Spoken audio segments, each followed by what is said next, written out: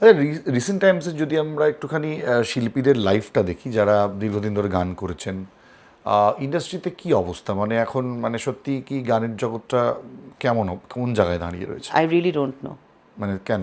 আমি কোনো খবর রাখি না কারোর। মানে তুমি তো নিজে গান গাইছো না, আমি সব মিলিয়ে বলছি, আমি দেখো, ফিনান্সিয়াল স্ট্রাকচারের জায়গা থেকে।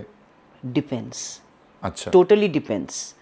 কারণ কি এখন এমন একটা ট্রানজিশনে আমরা দাঁড়িয়ে আছি না, মানে কোনটা খাবে আর কোনটা খাবে না, কোনটা থাকবে আর কোনটা থাকবে না, আমরা কেউ জানি না। হ্যাঁ, সো কাজেই আজ থেকে 10 বছর আগে যদি হতো তাহলে আমি ভাবতাম, এখন ভাবি না। বিকজ আমি একটা জিনিসে খুব বিশ্বাস করি, সেটা হলো যে তোমার যেটা পাওয়ার, তুমি যদি হিমালয়ে চলে যাও তাহলেও পাবে। আর তোমার যেটা না পাওয়ার, সেটা তুমি হাজারো কবর খুললেও পারবে না। চেষ্টা তো করতে হবে।